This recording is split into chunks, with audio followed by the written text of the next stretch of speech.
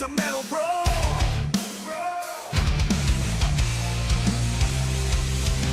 Mental meltdown, gaming in flames. Chris and Henry bringing the thunderous rage. Video games and viral content. Better case, ripping through pixels, the ultimate game to get around.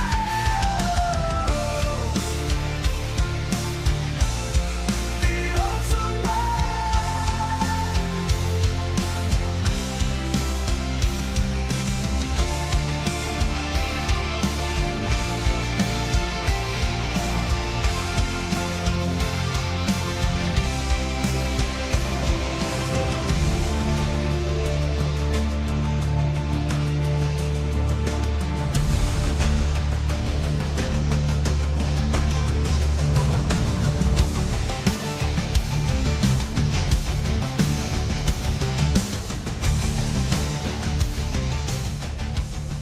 Rave over, I'm feeling the rage. Chris Collins in here right on the stage. Talking gaming news, industry that can't escape. We're reviewing video games, no need to debate. They bring the heat, spin truth non-stop with fiery words. They're ready to drop, making waves in the world of video games. Collins and Henry, they don't play no games. From console wars to DLC scams, they expose it all, making sure no one jails. The audience fired up, ready to explode. When rage quits on, you know it's a code.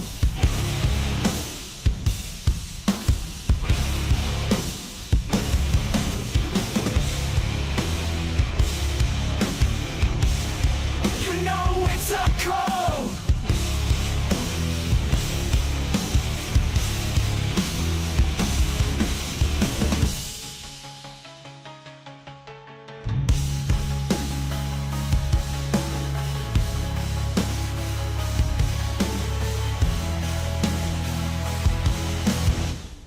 When rage quits on, you know it's a code.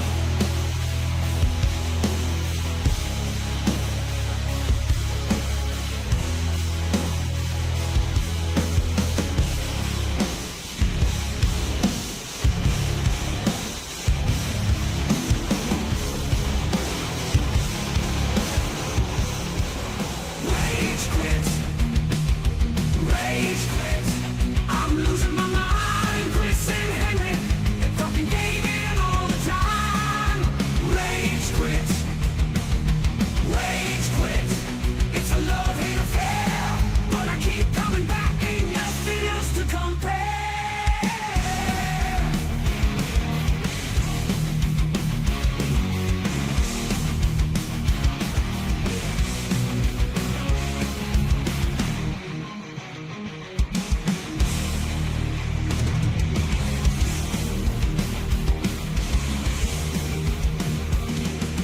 Rage quits. It's a love-hate affair.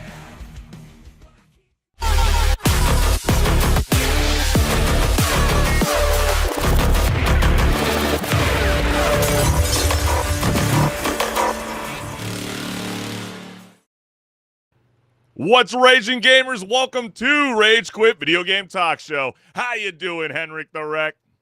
It's Wednesday. I'm here. I'm ready to rage, and we got a good one like always. Don't you think, Chris? Yes, we do. We have a lot to unfold on this jam-packed show that we call Rage Quit, and we can't thank you, the gamers, for always tuning in live every Wednesday night at 6 p.m. Pacific Standard Time, because without your support, gamers, this show would not be possible. And we just want to do a quick shout-out of our YouTube channel, so this QR code will lead you directly to mine. Go ahead and hit the notification bell so you never miss a live show. And you see this QR code here, you should know where that goes by now. That goes to my YouTube channel, where there's tons of content just waiting to be watched. So go watch some videos and let me know how they are.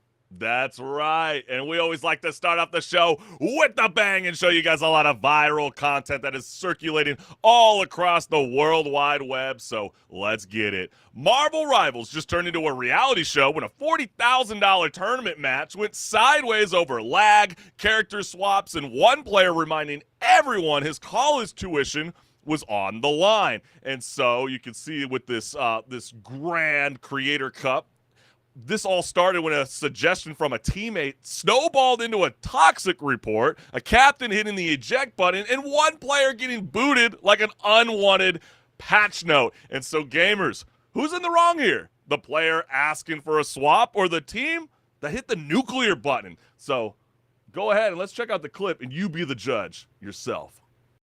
You may not want the money, but I do, okay? I really want to win. I need money for college, I need money for everything. And I want to try my hardest to get the right composition. For real, bro, the next time I bring up this topic, I will use you, bro. It's not happening this game. Maybe we consider it again, but like, I don't think so. Okay, guys. Pace and point proven right now. Do you understand? No, it's Well, not. you've been making Yes, me it play is! too close. I'm gonna How play. do you not see the problem right now? Where are people like this guy in my ranked matches? Because I feel Yeah, like right. everyone just kind of like, they walk in, they're like, yeah, here's another ranked match. All Dude, right, you- we lost. You are not lying about that. That is always the most infuriating thing when you're playing any kind of style ranked match. And it's like, why are we in a team mode and you're drifting off into the abyss? Like, what are we doing here? Especially when there's money on the line. And then lag is kind of an interesting thing because I'm bitching about someone going too far away from the group. But yeah, that's a real thing, right, Henry? And 40,000 is not a small amount of money, even if you're No. splitting it between the teammates. Like, that's a good amount of money. So, But is that a definite requirement, a vibe check?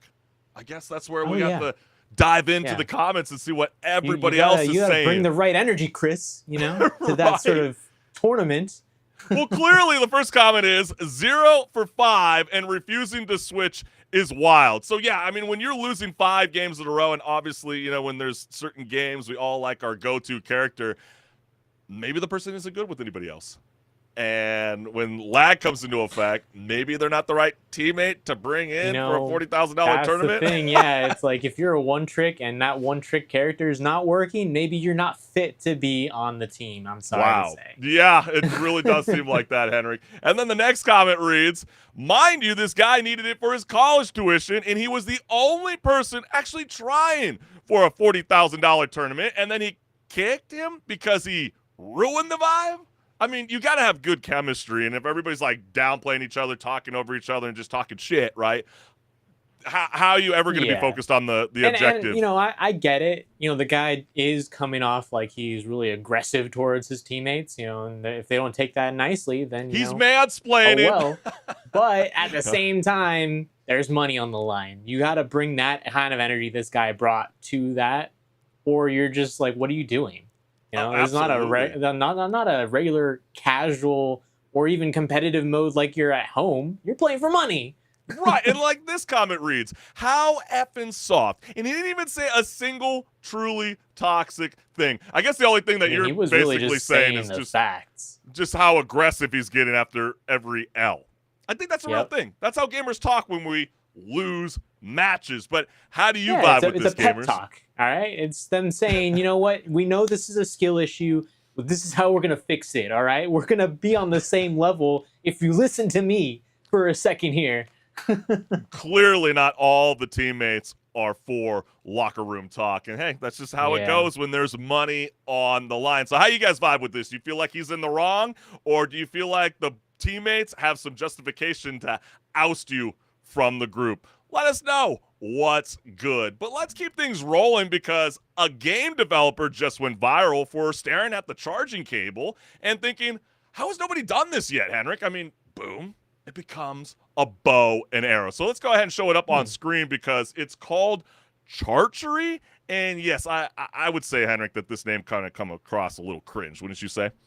Yeah, I mean, it's just a play on words, Chris. Yeah, but it's still bad wordplay. But hear me out. You plug it into Bad load, joke. you yank the cable to fire, and suddenly you're charging your phone. Feels like a mini game instead of a chore. Because I know with my boofy iPhone, I don't think my arrows are always going to be shooting. I can't seem to keep the thing charging at constant time. You know what I mean? You always have to monitor it every 20 minutes and be like, wait, why aren't you charging? Oh, God. Oh, gosh. I'm going into Don't work have with that no problem battery. on my phone. Ah, look at you, Pikachu. You always try to catch them all, baby. But this is where, for you, the gamers, is this a genius innovation or just proof that the developers will turn anything into a game. And so let's go ahead and check out the gameplay for Chargery.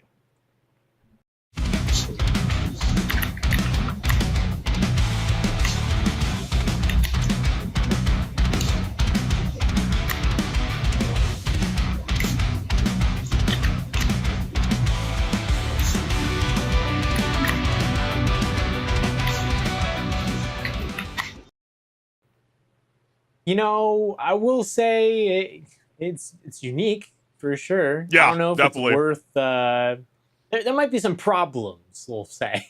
Well, it's a lot cheaper than a controller, I will say that. You know, you That's could get a true. 3-foot cable for about $6.99, but from there, that's where the gamers chimed in. And, you know, the first one says, that's going to kill a lot of cables and or charging ports. Terrible idea. So, Yeah, I mean, my that's iPhone's already having exactly what I problems. was worried about is, you know, you plugging in that cable, you have a finite amount of times you can do that before it gets damaged in some But you were sort of just way. flaunting your whole Android phone. I mean, Yeah, but you know what? I wirelessly charge my phone, so I never actually plug it in. But you can't play it. You can't play it. You can't play it. If you're doing wireless, you can't. Do I really How do want you to play shoot? this game, Chris? Come on. Unless you're doing like, like you're stacking on top of Just- your wireless station. You're like, not necessarily very immersive after all. Now that you put it like that.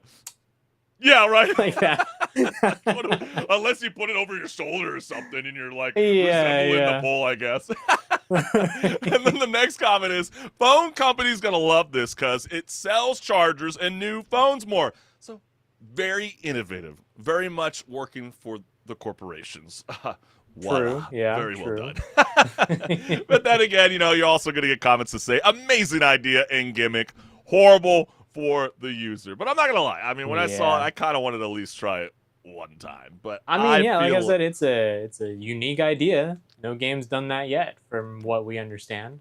It is pretty wild. And that's one kind of gaming accessory. But get this, there's a new game out there, and Blade Song just sharpened its way into early access. And apparently, your 3D printer is now an official gaming accessory.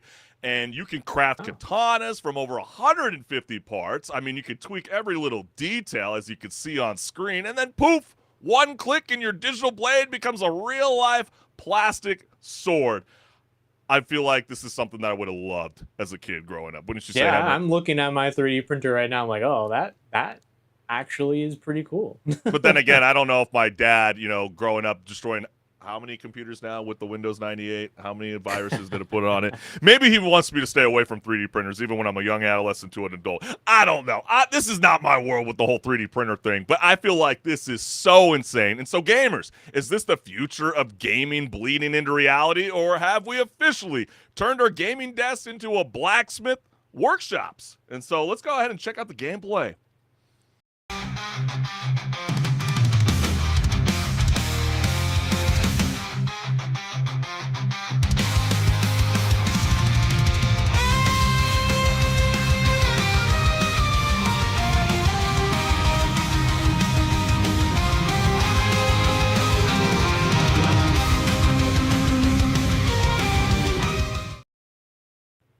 You know, this might actually be pretty fun to do as you're like trying to get into 3D modeling for making the 3D printing files. Excellent 'cause, point. Yeah. You know, that can be a little complicated.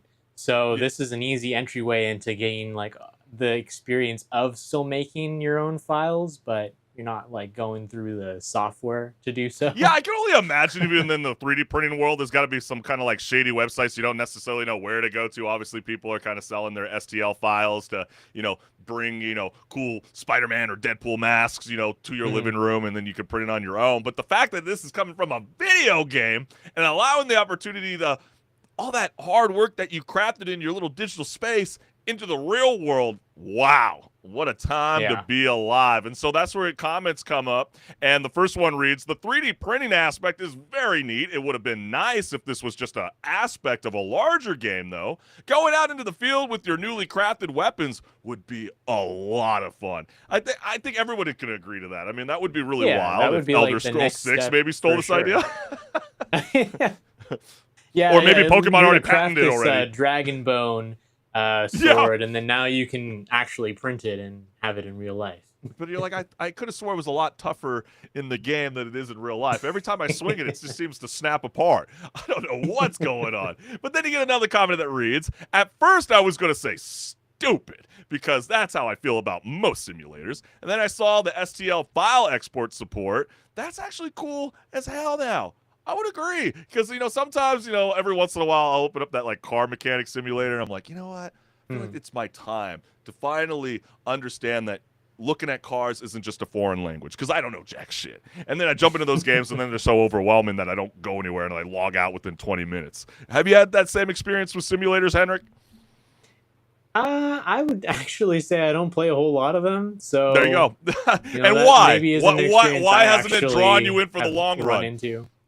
Well, when I look at, say, like a farming simulator, I get that there's an appeal to it of like, oh, maybe I can experience what it's like to be a farmer. All right. Well, I can also but do you're that already doing that in Stardew Valley, right? That's just so funny.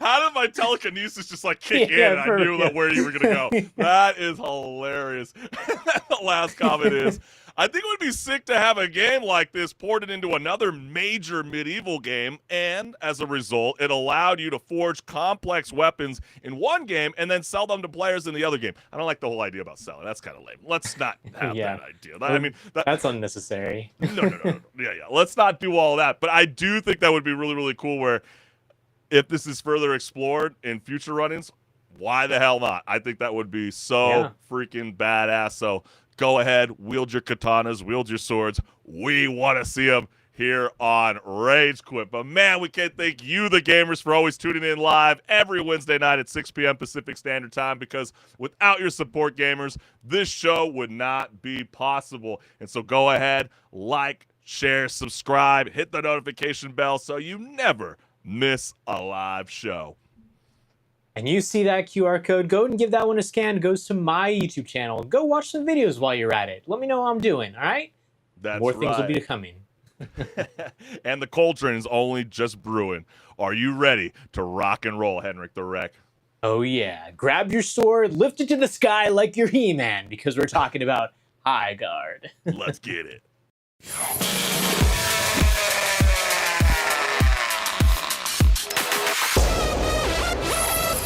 Hey everyone, this is Pause or Repeat. Here we figure out whether a game is really worth your time and money. Today's game is High Guard. High Guard is a new game by Wildlight Entertainment, a studio consisting of some ex-Titanfall and Apex Legends developers. The game is a live service raid shooter, and it's trying to push the envelope of what a shooter can be. To break down a match, you'll pick a warden, a character with some special abilities, a loadout, and queue in with 2 other teammates in a 3v3 fight to destroy the other team's base first. To get to that point, there will be stages of the match from reinforcing, gearing up, grabbing the shield breaker, and finally, raiding. But now the question still stands. Pause or repeat? All right, Chris, I know you've played Apex Legends, you've played Overwatch, you played Valorant. That's Does right. this not look like just a mixed mash of all that? Oh, yeah, absolutely, Henrik. I mean, I feel like High Guard is what happens when a hero shooter and a raid game and, let's say, a fantasy novel all get locked in a room and agree violence is the solution. So you're going to be, 2 teams of 3. They're going to drop into these massive mythical map, and then you're going to build a base. You're going to loot the land. You're going to steal this magical sword, which I love that you said it like before the segment kicked in, He-Man. And then from, it reminded me of that, though. Oh, yeah, absolutely. But, as you're, trying to fortify the wall, there's a little bit of Call of Duty Zombies aspects a part of this as well. A little bit, yeah. Yeah. And so whether did you just kind of run into the abyss? Because I know that was my first fault. I wasn't caring about my base. I just was running in, and that never worked out on my first run through the game.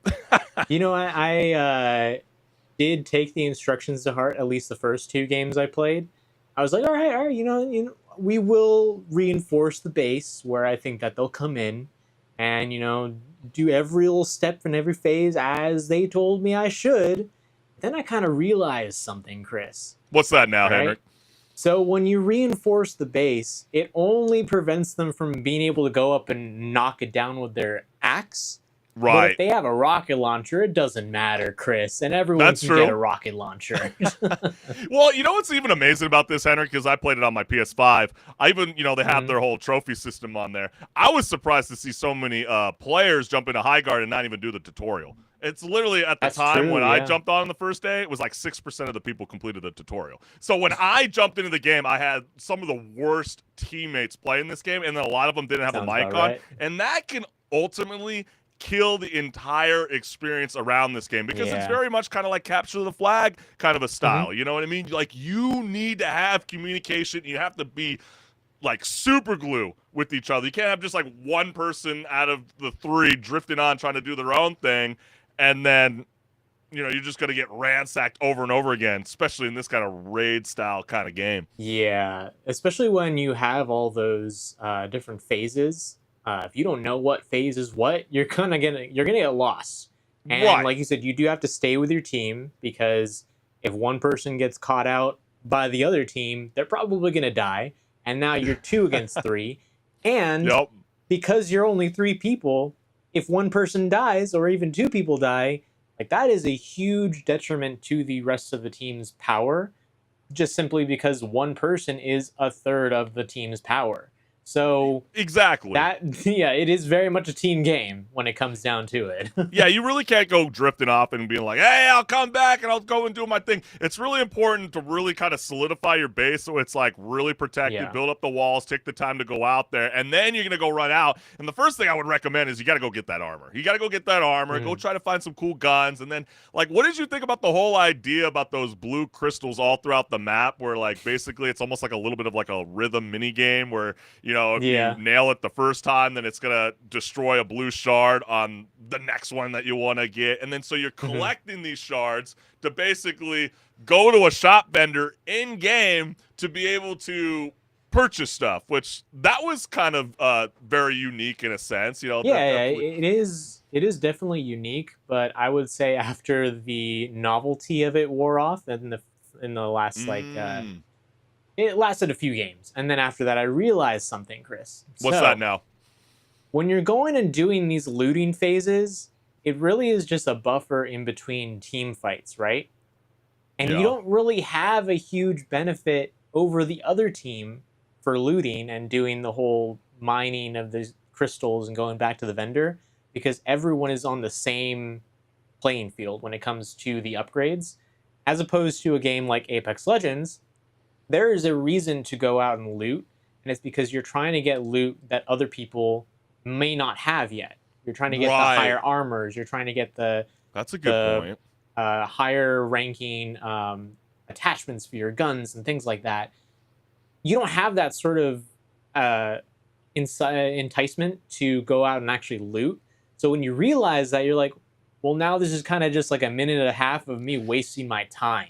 That's Because I actually a really, really could good be point. instead just fighting the other team. I feel Right, like. there's no real high risk reward, which high guard, high risk reward. Exactly. Yeah, that's actually a good point. I did, that I did kind of find myself noticing that as well, where it was like I said in the beginning, I didn't find myself like running to go find guns right away. I was like, I want to go find all the armor. I'm gonna move really, really fast on my mount and get things rolling, and then mounting. I think that's a really important phase in this kind of style of game. And what kind of really sold you on it? Was it the bear? Was it the horse? Was it the panther? I mean, when I saw the panther, I was like, that's it. That's my go-to. I only liked it because it looked cool. I didn't really care about anything else. Hey, you can't really beat riding a bear. That's for sure, though, I'll say. Yeah, that's definitely that right. is cool. I do appreciate that they put that in. And they had to put it in at the same time, though, because the maps are so big. Massive. And that is actually another down point for it at the end of the day because of the fact that they're so big and it's only a 3v3 game. Like, with the two teams, 3 versus 3. Yeah, I almost feel like there should be either another team or just bigger teams for, bigger fights. And I say that because there's games out there, even from 25 years ago. You'll look at a game like Tribes 2. That game could support up to 128 people in total in the match. And it had huge maps as a result of that. But that meant that everyone who was playing on the team of 64 people could decide, all right, I'm going to, do some base defense, or I'm going to just be support, or I'm going to go out and actually try and capture the flag, or destroy the enemy generators, things like that. And you had really cool objectives on top of that. Whereas with this, the only objective are these generators inside the base that you have to get into the base to get to. And Yeah. I feel like they could have done so much more with it, where they just didn't. If you I kind of do understand what you're saying. feeling. I have seen some of those comments online where like some people are like, well, shoot, Concord had more game modes, and why didn't a High Guard provide that? It is a free-to-play game. You don't necessarily, you can pay for cosmetics and stuff like that. Yeah, they have their own little battle pass that they're going to be forming with this kind of style of game. But maybe, so do you feel like that was a bad idea from the developers to kind of slowly roll this thing out? Because that's how it felt when I was playing the game. I immediately felt the same thing. Man, I wish there was at least 4 teams inside this style of map. Maybe teams could join together to go after another group. You know what I mean? What if there was proximity chat in the game? It's like, no, don't go to my base, bro. Let's all get this fool. They're all gaining up on us. They're getting all the points. Let's go after that interactions. Guy. Right, and then it's like, becomes that kind of thing where like people I know are clowning a little bit with Arc Raiders introducing that squad versus solo, but that's where that kind of element can kind of kick in a sense, and it's like, wait, why are all these mouths coming after us? What did I do? And then that can be kind of a funny experience, and yeah, I think that's what's kind of missing about the idea about assembling a crew. I think you can assemble, teams throughout it, but I think it's also important to let the gamers know too, Henrik, that, High Guard features 5 large open world maps, like from the frozen high vertical mountains of Summit to the, the ruined desert settlement of Dustline. And so players get to choose from 6 different base types, which you can include, Hellmouth, Fortress. There's a multi-level Smuggler's Den that I seem to like because I want some high ground. But was there any map or base that stood out to you, Henrik? It's like a go-to favorite? I'm going to be real, Chris. None of them really stood out to me, unfortunately. Really? And part of that was because they recommend a base per the map that you're on. And I feel like I ended up on the ice map a lot. I'm forgetting the name of it right now off the top of my head, but I ended up on the Summit. ice map a lot. Yeah, Summit, that's what it is. But it feels like, yes, the choice of having a specific kind of base layout is cool, but at the end of the day, when the gameplay isn't really facilitating that choice really mattering, like I was saying, anyone can grab a rocket launcher, and by the 3rd round of looting, you're going to have a rocket launcher that is going to for sure kill any of those walls, even if they're reinforced. And at that point, it doesn't matter what layout it is. Well, even some wardens have the abilities to knock out walls. Where people are. That's a good point. Yeah, and like maybe the walls need to be like a little bit more solidified in game, because right now it kind of seems a little easy to knock them down even with just a gun or just walking over and just doing a little melee punch.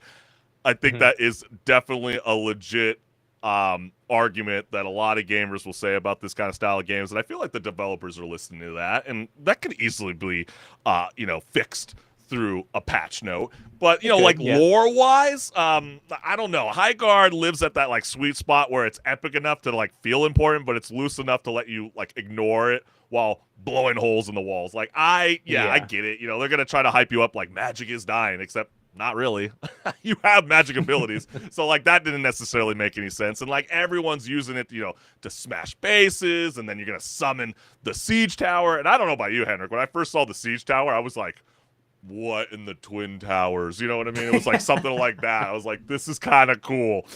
Yeah, I mean, a scenic piece like that is pretty cool. Yeah, I will admit. I'm not going to say that that's not cool, Yeah. See this huge siege tower come and smash a dome open. and then you're a warden. You're like basically a magical mercenary, and then you're going to be, fighting over territory on this cursed continent that just won't stop spawning these storms and the swords, and then that's where I'm curious on your thoughts on this, Henrik. I mean, did you actually, care about the lore in this game, or do you feel like what really only flexes is the fact that you have these 8 wardens and each with their own abilities, that are designed to really just annoy the other team? Well, it is an interesting concept for a story, as minimal of a story as it is, as of right now at least. And they could take it in a lot of really cool ways if they Apex decide Legends to. was a little late to the party, mind Yeah, you. yeah. They had to start doing those comic strip things that Yeah, everybody stopped reading exactly. after a while. I did get a little bit of the feel when looking at the visuals though that things are a little not bland, but they kind of mesh, like they meld together Mm. a little bit too well, especially when you're in the middle of or actually when you're on one side of the map and you're looking to the other. Things there are landmarks, but when you're trying to find something in particular, it's maybe kind of hard to see what you're looking for if it's another person, and if it's in the middle of a fight and there's a lot going on, you might actually be even more lost because of how many things are going on, and visually they're not distinct enough to separate themselves.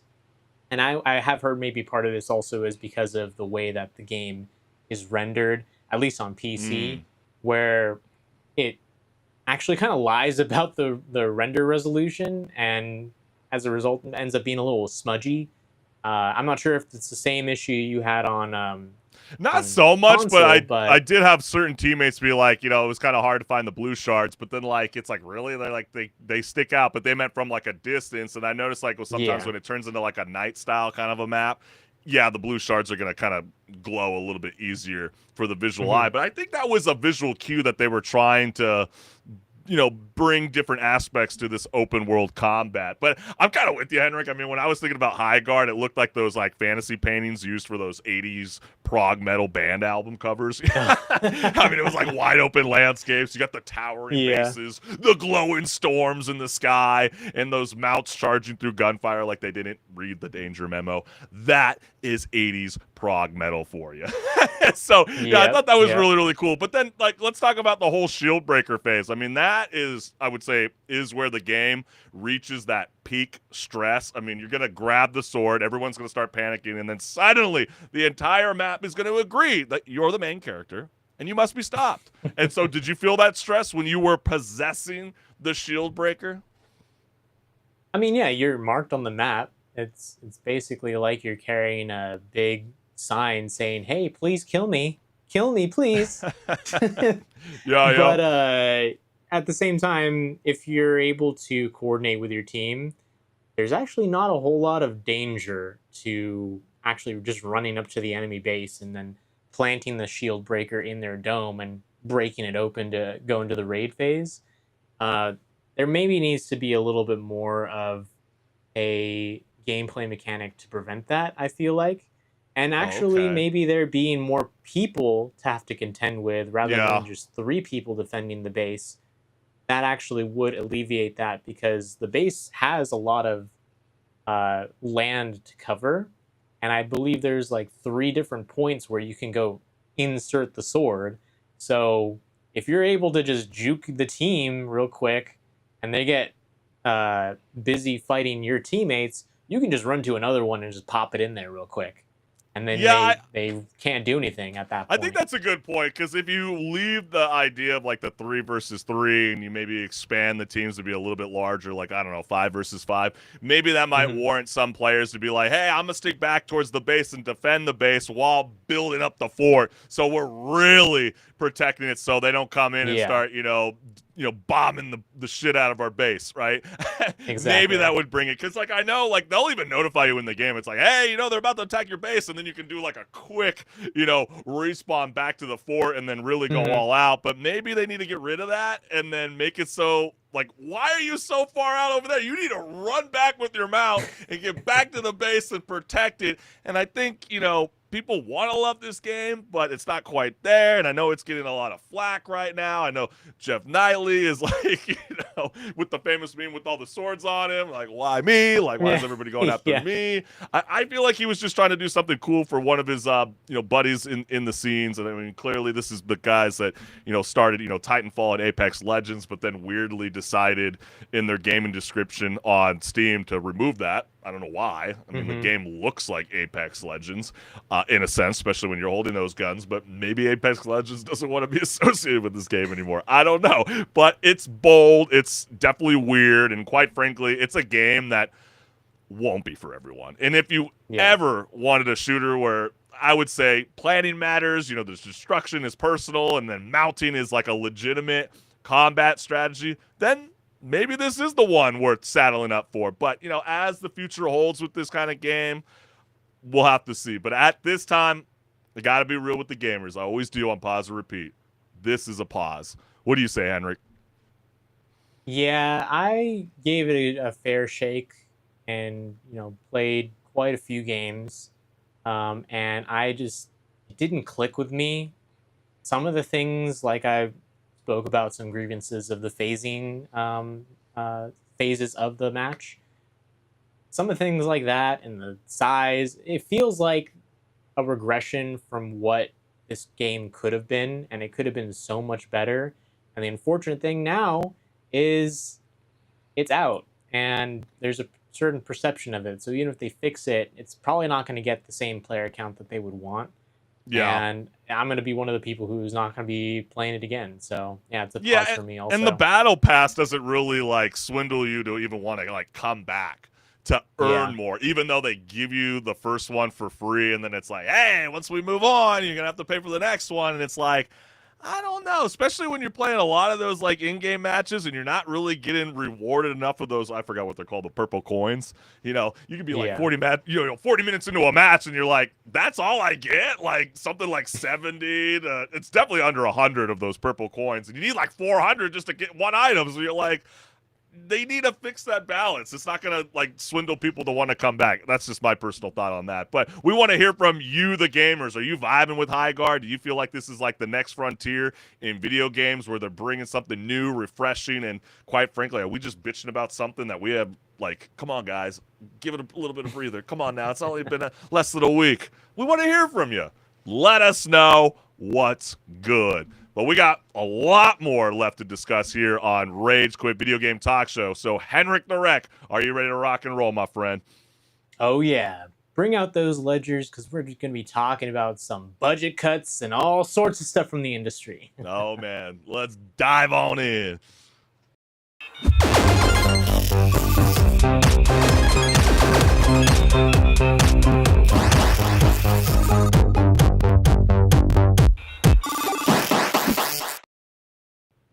What's good, listeners? Welcome to Patch Notes, where my co-host Henrik the Wreck and I discuss gaming news, industry talk, and so much more. Let's get it. Ubisoft just hit the corporate reset button like it tripped over a power strip. I mean, how many times have they done this now? I mean, tie your shoelaces. Holy cow. But they're canceling 6 games, shelving 7 more, closing studios, and quietly sweeping new IPs into the recycle bin. Maybe we should label this thing for maybe later, Henrik? I don't know. So, Ubisoft, it was once this really beloved company. I still like to think that it's held to that high standard. But now they have a future plan is open worlds and live services, which is corporate code for bigger maps, longer grinds, and a shop tab that never sleeps.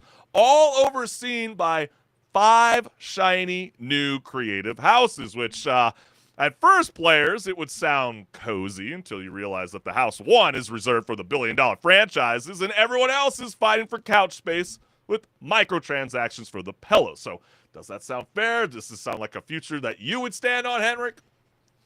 I think I'm good. I think we're all good.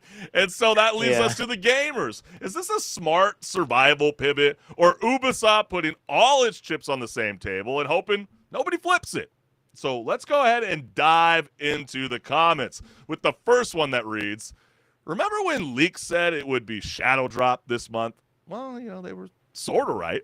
With the follow-up comment that reads, dropped off the face of the earth. So when you kind of hear these kind of style of news, where do you feel like the company is trying to shift other than just live service games? Things that they know will at least make some money, maybe break even, or at least that will be more likely to make money.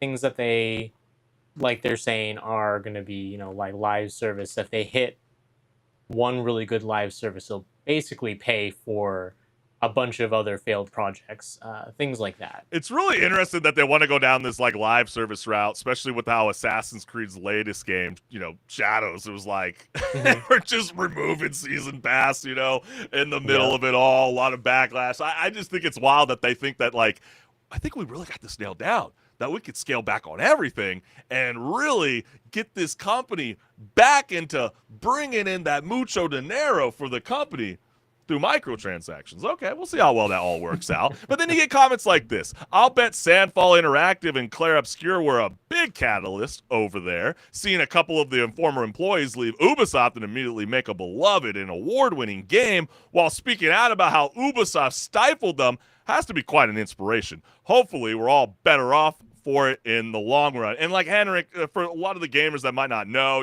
one of the creative leads for Sandfall Interactive used to be a former project lead for Ubisoft, I believe was back in 2020.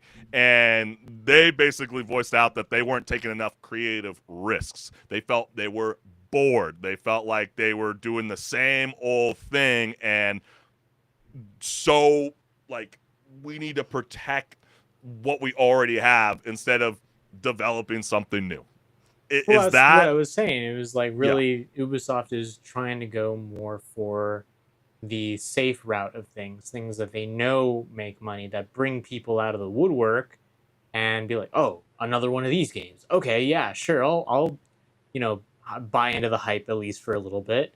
They have to win back some people at this point, I feel like, but even if they were to bring back like any Assassin's Creed game and be like, yeah, we're doing this, I think a lot of people keep their eyes on it just to see how it goes and hope that it goes well. So they're probably going to go and do that. They're going to, look at their IP that they have and say, we can bring this back that we know is going to make some money at least. And that's where I feel like this comment really basically lays it all out for everybody that's tuning in live to Rage Quit Video Game Talk Show. And let's kind of go through it, Henrik, because Ubisoft is being restructured into 5 creative houses.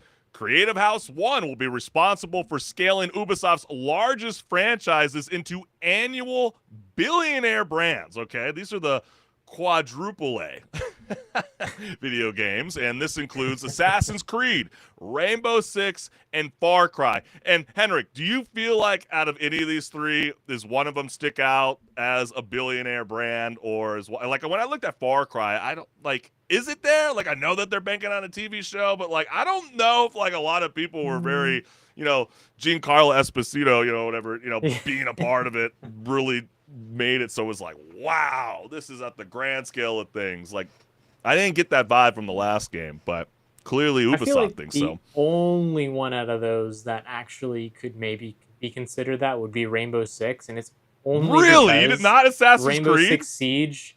Well, I say this only because Rainbow Six Siege is their cash cow, so okay. it is the one that actually could have made them that much money. Yeah, you're like digital physical copies or something that's going to be a little bit more reoccurring.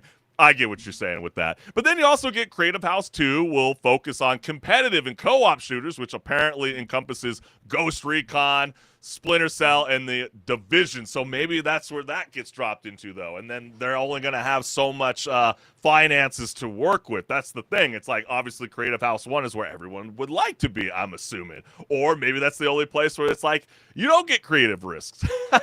You have to stick with the model of the house. And then you also get Creative House 3 will maintain select live experiences. The games listed here are Brawlhalla, The Crew, Riders Republic, For Honor, and Skull and Bones. And then let's keep it rolling. We also got Creative House 4 will specialize in narratively driven games, namely Rayman, Prince of Persia, which they did a remake and then they canceled another remake of the remake. Okay. And then, they also get Anno. Is that how you pronounce it? I've never played that game before. And Might and Magic and Beyond Good and Evil. And then the last Creative House, which is number 5, which will handle the more casual, family-friendly experiences. They'll be responsible for Just Dance, Hasbro, collaborations such as Monopoly and Uno. And man, wasn't Hasbro in the news with the whole Magic the Gathering? People are upset that they're printing more cards. Holy cow. And then the majority of Ubisoft's mobile games, which we discussed about a couple weeks back with Halifax Studios, being closed. And so they've also did confirm that they have 4 new IPs coming, even when they canceled some new IP that will probably never surface unless some salty developers like those a-holes canceled my game. We were so deep into the magic. And then the last comment here that we got is Ubisoft stock has fallen over 92% in the past 5 years. That's from above 80 euros to around 6 euros. That's not good. Really take that in, gamers. Like, that's kind of wild when you look at that chart. That's insane. If you don't believe us, go look it up right now. Google it, as Kurt Signetti would say, right? You Google me. And so, Henrik, by canceling new IPs, closing studios, and betting everything on Assassin's Creed level brands, is Ubisoft securing its future or just shrinking it? Well, it really feels like they're just shrinking it, but that it might actually be, at least hopefully, a good move for them. Because if their scope of what they were trying to do was just too broad, maybe them actually scaling it back lets them focus more on things directly. The things like they're saying in the, I want to say, first 3 creative houses, things people would actually pay a lot of money if they did another one well. Like, right. I'm sure if they went and took Assassin's Creed and said, you know what, we messed up, we're going to make an Assassin's Creed for the fans, what the fans want, people will come back. They have to do that. They have to bring people back, because at this point, when people hear of an Ubisoft title, they roll their eyes. Well, remember they were going to do a post-Civil War game that apparently is not going through anymore. There were reports that there was going to be a launch for an Assassin's Creed Black Flag remaster, and now it doesn't look like it's going to be launching anytime soon, which people were anticipating it was going to launch before March 31st. Might actually be better that they don't do that one, at least, though, because they might have actually taken Black Flag and ruined it, so... Yeah, and then but there's also reports that 3 of the canceled games were new IPs, while 1 was a mobile game. And we kind of clown the whole idea about turning, Assassin's Creed into Funko Pops for a mobile game. Like, really, what the hell are we doing? Like, you're completely really killing that billion-dollar brand. Nobody wanted that. Nobody. And so, when you start to hear that Ubisoft's core focus going forward is really about what the company has said will be an open world games and live services. I know some people have been kind of wanting a little bit more linear style games. Maybe that's where the new IPs can take a little bit of that kind of gamble, and if they feel like that is the best way forward for Ubisoft, only time will tell. I feel like that's really what's going to have to happen. And so, we're going to have to see what's good. And we want to know from you, the gamers. Does focusing on billionaire franchises and live services rebuild stability or quietly erase the creative risks that made Ubisoft matter in the first place? Let us know what's good. But, all right, Henrik the Wreck, what's the latest drama to reach the courtroom that players need to know? Break it down. Well, Valve is in a legal hot seat, facing a $900 million lawsuit. Woo! $900 million. That's a lot of money. Yeah. And they are accused of running Steam like a PC monopoly, or basically a monopoly, but every hotel is theirs, and you can't play unless you pass Go, and also pay 30% on everything that's sold. We hear there, this all the time. Take that cut. Right, everybody always hates those kind of style cuts. Didn't Apple get into some big legal trouble about that? Exactly. Sort of thing? Wasn't that kind of something that Epic had a problem with, and they had to use their whole exactly. developers kits and stuff like that? Yeah, go on, Henrik. Yeah. So the claim is they've been strong-arming developers, locking games into Steam exclusivity, and making sure your wallet gets a proper workout every time you click buy DLC. So gamers. Is this a long overdue check on Valve's empire, or is just the cost of living in the world's most expensive digital arcade? Yeah, man, that is something to ponder on. That is for darn sure. And let's go right into the comments. Let's set the tone. So the first one is, fair few people in here clearly didn't open the article. The lawsuit is from an individual who works for a company that constantly tries to sue Steam, with the comment that reads below, oh, well, then, okay, if you say so, then F him then.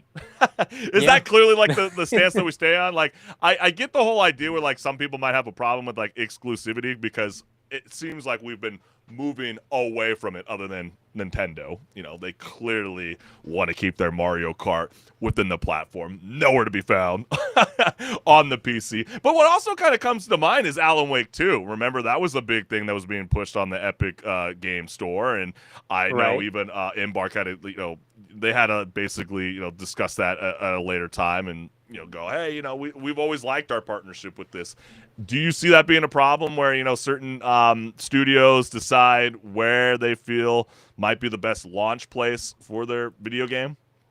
Well, it's actually interesting you bring up Alan Wake 2, and there's other examples also, like Dead Island 2, a couple other games that I'm sure I could go find out if I went and searched. But those are the two that come to mind where they launched as Epic Game Store exclusives, and it actually hurt their sales, heavily hurt their sales. And the reason why is because there's a perception of the Epic Game Store that you only have it installed to get your free games and leave, or play Fortnite. That's it. If you're going to actually buy a game, you're going to buy it on Steam. Where the entire rest of your library is. It's actually so bad to the point where even if a game is being given out for free on the Epic Game Store and it's not bought on Steam, more people will buy it on Steam just to have it during that period of time when you're giving it away. And nobody wants to see a monopoly, but we always do have those conversations every once in a while that everybody is annoyed with these PC gaming launchers. And I also want to correct myself, too. I actually said that Alan Wake 2 was made by Embark. It's not. It's Remedy Entertainment. So I don't want nobody clouding me online like, man, this fool has no idea what the hell he's talking about. My apologies. Sometimes we slip up live on air. But, let's keep it rolling because this one was a very standout comment. I'm not even a Valve groupie or anything, but literally every other online store, Epic, GOG, Xbox, PlayStation, does the exact same thing when it comes to DLCs. Seems frivolous at that point, at least, with the follow-up comment that reads, here's the thing. They don't. I play multiple games on Steam, and you can go directly to that games company store and buy stuff from them. It will then be on your Steam account. This is a BS lawsuit. And then ending with another gamer that reads, just yesterday I upgraded to the Ultimate Edition for Honor. Had it on Steam, bought the upgrade over Ubisoft, and all of it works just fine. So what is this all about? Is it about Steam taking a 30% cut, or is it part of that lawsuit is going to be lost by the courts and the players and the gamers when they're saying that's not what they're doing, though? You have to be a little bit more correct about what you're trying to accuse the company of being. Yeah, this feels more like whoever is in charge of this lawsuit is trying to find something, anything that they can get on the whole platform of Steam and bring that to the courts. And if they somehow win, then, lawyers make a ton of money, and they're going to take a huge cut from the lawsuit of $900 million. So, yeah, even if you participate in this as one of the people saying, yes, I defend this lawsuit, I want my cut back from Steam, you're only going to get like $10, dude. Yeah, pretty much. And then what is stopping a competitor from opening GOG, Epic, physical media, etc., and charging less? Users value the services enough to prefer Steam, enough that selling on Steam is a huge source of their sales. So selling elsewhere cheaper only isn't a good business move. I don't like monopolies, but I have voluntarily chosen Steam every time I've bought a game for like a decade. I tried the other stores and they had issues, and I'd love that I could share games with roommates without paying extra. And then for a smaller publisher, it opens you up to millions of users that you can directly sell to their front page. For a huge publisher, it is an inconvenient cut into their profits, but it protects the user from their shitty tactics in return. Does that make a good point that, this is only helps the indie scene when you have a large player base that likes one marketplace? And yes, you have it's not like they're only one place to go to launch your game, right? Or place your game at. Yeah. You have different opportunities to go. But then I got to read you this, Henrik, because even Epic boss Tim Sweeney also chimed in and saying, on some transactions, Epic wins. On more, Steam wins. But one thing is constant on every transaction. Gamers and developers win by having more options and better deals. Does Tim Sweeney have a point? Yeah, I mean, having options is definitely not something that I'm going to say is ever a bad thing. You know, Yeah. if you're going to launch your game on Steam, there's no detriment to launching it also on the Epic Game Store, for example. Yeah. I feel like it would be a problem if Valve and Steam were like the only place for PC gaming. And then you would be like, wow, maybe we really do need to have an overall conversation about what this whole means about this whole 30% cut. That definitely feels like a legitimate argument. But then the last comment reads, it claims that as Valve requires users to buy all additional content through Steam, if they bought the initial game through the platform, it is essentially locking in users to continue making purchases there. GOG, Epic, PSN, Nintendo Store, and Xbox Store do the same thing. This whole thing is ridiculous, and I'm not even a Valve fanboy man. With the follow-up comment that reads, just like the whole only food and drink purchased on the premises can be consumed here for hospitality places. Why should Valve allow someone to buy a game on their store during a sale using DLC items bought elsewhere?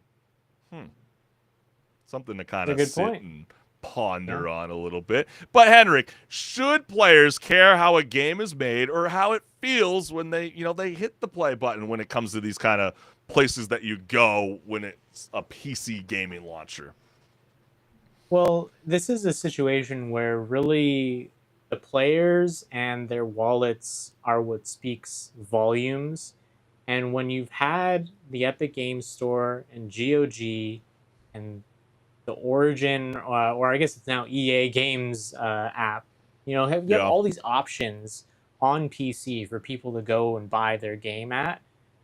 It speaks volumes when everyone still treats Steam as the place to go buy their game for real. Yeah. Because it's just the best platform. It's not necessarily because of the fact only that it's maybe the place where everyone has their games, but not only do they have some really great sales a lot of the time, and it's one less thing to have to download. And here's the thing, guys. Yeah. A lot of you guys are also, like, I'm talking to the developers and the publishers. A lot of you guys are bundling your launcher in with the game anyways. So when I buy, say, Titanfall 2 on Steam, well, guess what? I still have to have the EA Games app installed.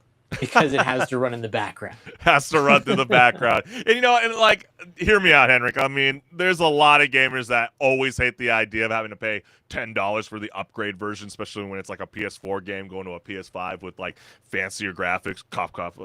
Last of Us Part 2. I mean, holy cow, really? Like, that should have been provided to us. But I feel like we're starting to move towards a different era, especially when the Steam machine starts to launch, that maybe more companies, especially PlayStation and Xbox, might be more willing to start thinking about an idea where if gamers want to say, I don't know, $20 more, they can pay so they can be able to play that same game across multiple platforms. But then we also get Zachoman Gaming with a comment that says, Steam just has it right. The user experience is relatively seamless. Epic Games sucks. And don't get me started on EA. So there you go. I mean, Henrik was also referenced to that. It is annoying when it's like, really, I got to launch all these things and it's just running up my RAM and, and memory on the PC. Yeah. It's like, holy cow, this is becoming a bit too much. But like, do you feel like that's where the future is going to start going, where it's like you're going to have the option on your PC to be able, especially I keep talking about this whole cloud gaming services. Like, if you're going to start purchasing digital purchases, will it only be tied to a future PS6 or a future Xbox console, or forget Nintendo, they're never going to join the party. They're in their own space. But like, do you feel like that could be something that's a reality? Because I'm starting to think that, the more I start hearing about people going after companies like Steam and Valve for saying, hey, not everything is going to be purchased through you guys. We want it to be diversified so we can play it on all frontiers. And that's actually a push, we'll say, with Xbox as one of the bigger examples. that they're trying to do. And you Yeah, can see play that everywhere. in how, like, now in that Xbox app, you can put all your games in there. It doesn't matter if they're from the Xbox store or if they're from Steam or if they're from Epic. You can just put them all in one place because they want you to just be in their app in the first Yeah. place to get their ads. And, maybe you'll buy something from the Epic Games Store. And if, especially if you are a Game Pass subscriber, they want you to stay on that Game Pass. For Because sure. that is a monthly recurring charge that you're paying them every month. And yeah, you don't necessarily own the games when you do that, but you kind of don't also own the games unless you buy them on GOG at the same time, which is an argument people can make. But I would say still people consider buying something on Steam more ownership than cloud gaming at the end of the day. I'm with you, Henrik. And so, tell us, gamers, is Valve abusing its Steam monopoly or just running the PC storefront like every other platform? And are you okay with this?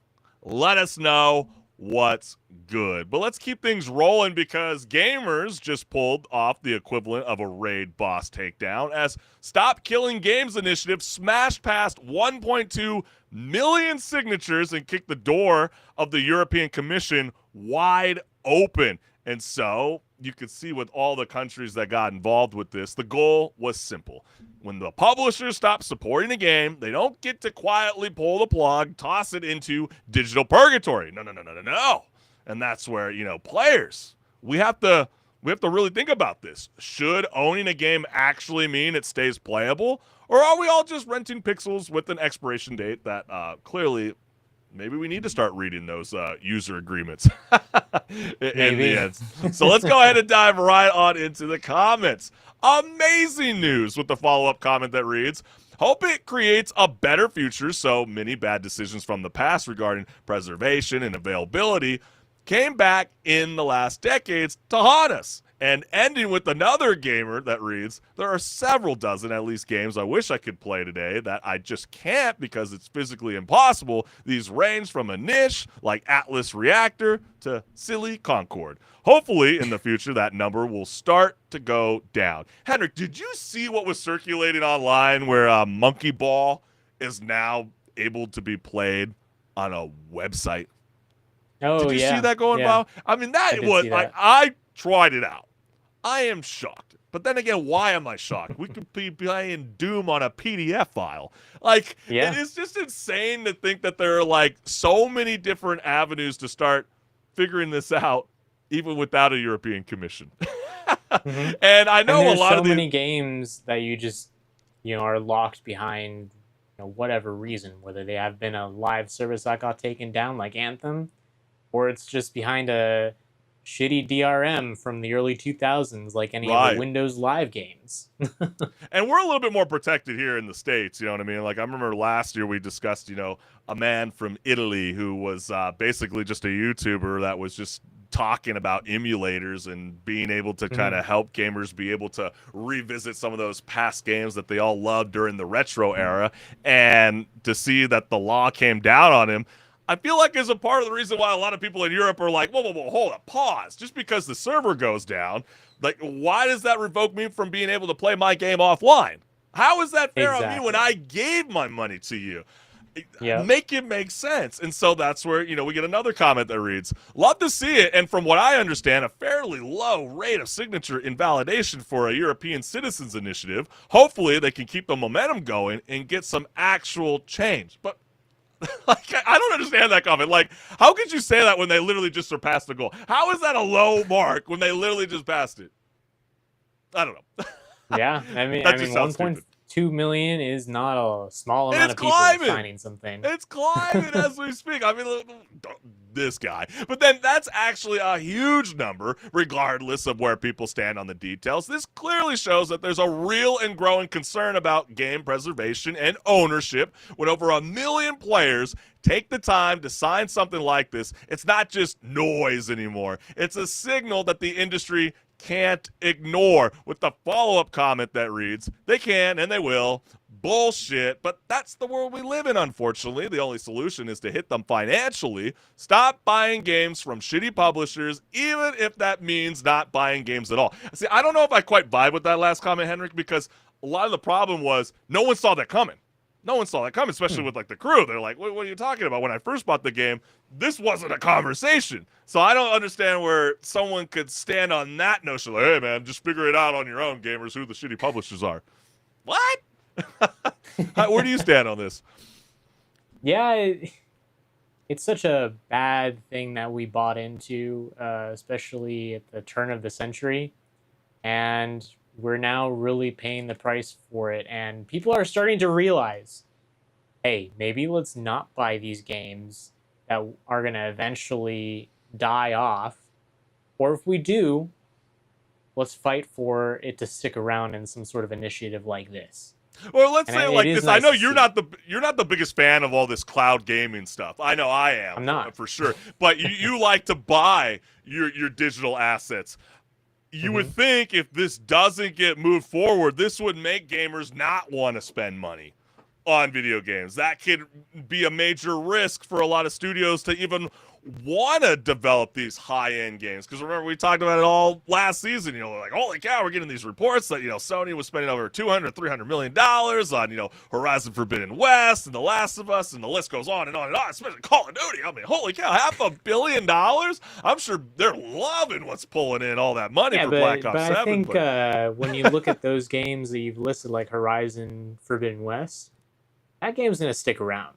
And I say that because it doesn't have a live service element that's going to eventually shut down, and then now all of a sudden you can't play the game.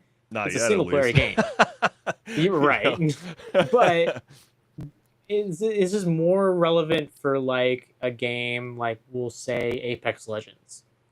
What if in 10 years from now, the game is no longer around, and you want to play it? Well, too bad. You can't play it because they shut down the servers. Okay, yeah. Well, what if I still want to play it? Well, then you got to see if some community effort was made to support the game by the community, and that might not have happened because a lot of these game developers don't want you to do that. That's There's a no good legal point. recourse for that. That's like, So, it's like, oh, Halo. Yeah, Can I play Halo? Well, we're going to do a new combat involved. You have to play it there. And you're like, no, I already own the game. Why do I have to buy a new one for fancy graphics? I like the nostalgia. Well, you know, the servers are done. And that We're is the moving thing on. they do also. They say, you know what?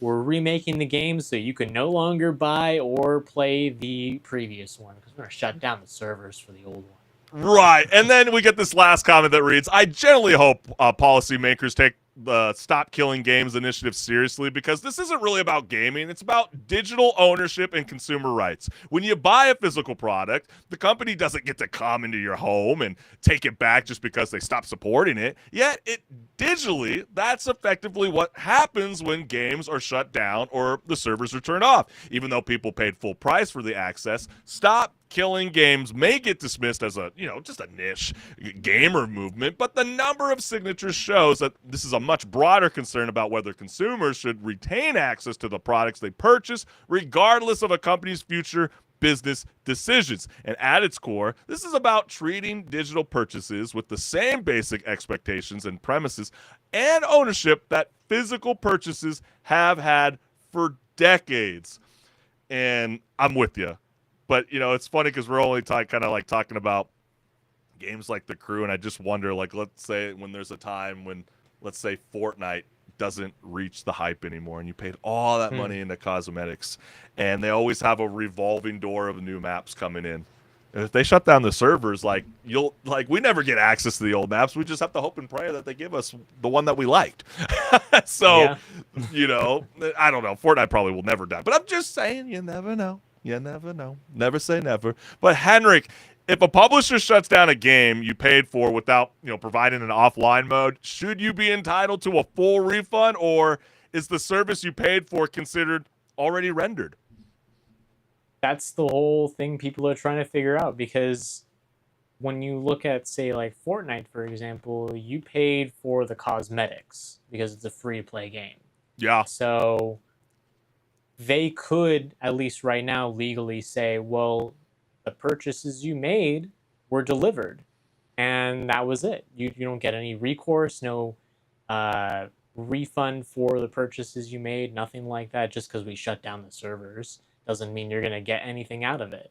And, you know, some people are okay with that, and some people are not. And I'd say there definitely is some real fine details about it that would need to be figured out, because it's like, I think more people would be acceptable of not getting refunded of something maybe they bought like 10 years ago, maybe, compared to something they bought like 6 months ago or 2 Right. years ago even.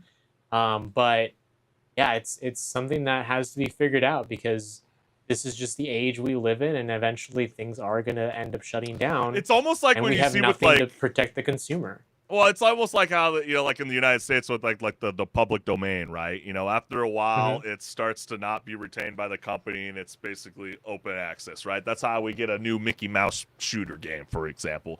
Maybe they need to come up with something very similar when it comes to video games, right? You know, like the minute it, you know, I know it's going to upset people because they're going to be like, what, Chris, that sounds like a terrible take, because like 75 years from now, I'm not going to be playing that game. I don't know. Some of us are still playing Pac-Man, and I don't think Pac-Man ever thought that they were going to live this long or even see a board game version of the retro cabinet arcade come to life. So something needs to be worked out. I'm glad to see that, you know, Europe is fighting on the front lines to see if they can, you know, protect us and the rest of the world from being able to retain the video games that we purchased. I feel like that is a right that every consumer has. And to just wrap it up for everyone watching, with the Stop Killing Games initiative hitting its goal, we're at a turning point. Should a game purchase be a permanent ownership right that guarantees playability forever, or must we accept a future where we're just licensing pixels that can't be revoked at any time? Let us know what's good. But all right, it's that time of the show, Henrik the Wreck, where, you know, gamers, they definitely love new IPs, but Reddit is calling for something else. Break it down. Yes, Reddit cracked open the group chat energy and decided some game franchises need a full memory wipe, like blowing dust out of an old cartridge and pretending the last 10 years never happened. we know some of those chats in the group chats, they never happened. Yeah, exactly.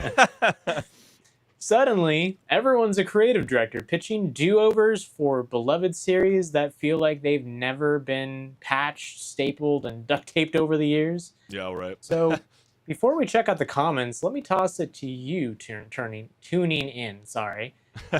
If you could hit the big red reset button on just one franchise, which one would you think deserves a clean slate and a second first impression? I like this. I like this discussion. I can't wait to see what gamers have to say on Reddit. So let's dive right on in. The first one is Assassin's Creed. I'm a little shocked. Like, really? Like, how do you do a hard reset on Assassin's Creed? That just sounds ridiculous. Like, what? Do you have a suggestion? Maybe that's what they need, actually, though, Chris. But how do you do that, though? You know what I mean? Everybody's always you calling for Desmond to come back. You throw away all the previous stories. You throw away the Animus stuff. But they do that every time. Oh, you're saying get rid? Well, that's the core of Assassin's Creed. But you throw it away. You rebuild it. You rebuild it as a different concept. Okay, if I was in the creative space talking about Assassin's Creed, and we're like, hey, we need a restart on a new beginning for the Assassin's Creed franchise, maybe they need to take us on the outside, not so always in the inside. You know what I mean? Like, maybe we need to see the corporate world of the Animus and fight in there, and maybe have some guns, and then we switch in the blade. Maybe. You guys can call me later. Yeah. Ubisoft. And then the next one is Turok. Yeah, I mean, it does seem like there's a lot more dinosaur shooting games starting to pop up. I know, actually, might as well say it. I just thought of it right now. What about Dino Crisis? Everybody's been calling for that. Yeah, that would be a great franchise where you could really, really hit the reset button. We need more dinosaurs in games. I need a dinosaur to ride in High Guard, maybe. Maybe that's what it's That game missing. Code Violet wasn't for you, Chris? Well, I haven't necessarily jumped in yet. I can't wait. But, I heard it was not great. uh-oh. That was a must-play game that we suggested, and someone's going to tar and feather us now. Uh-oh. And then the next comment is, Pokemon. Please give me a simple game with a new set of Pokemon that is self-contained and doesn't feel impossible to, quote-unquote, catch them all. Nah, that's lame. What do you mean impossible to catch them all? That's the whole point about it, man. We used to have to whip out the cord, you know, if we wanted a I certain don't think that they would want to throw away all the character designs that they have. Yeah, That's the I thing. think they can definitely, when you look at this, it feels like, yeah, no black and white. We don't need nothing like that for Pokemon. But they can, like, at least, like, turn it a little bit, like, 3D-esque. You know, like, people have been doing that 2.5 HD kind of style of look. Well, I guess that's the right side for you. But they could revamp it and repackage it to give it to a new game. But this is calling for a whole new restart. I mean, I guess we did move on from Ash Ketchum, like, last year. They do need a new face. But who's going to be that new face? And if there is a new face, I can guarantee you right now, there's going to be a lot of Pokemon people that are going to be upset. A lot of people that are upset. I feel like this is a really hard franchise to hit the hard reset button.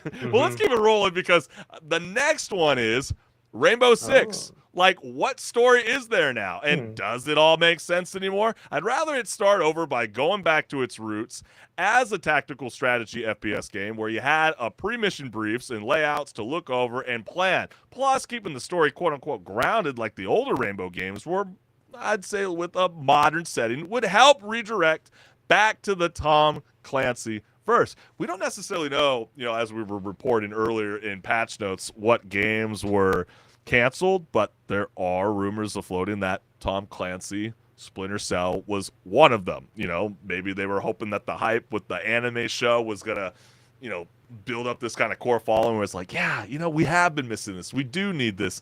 But didn't seem like people tuned into it really. Not a lot of gamers. Yeah, and then, you know, and then they're like, you know what? Why write story when we have live service? Isn't that their reset? Focus away from the story and do a hard reset for just multiplayer only? That is what they want to do, yeah. Yep.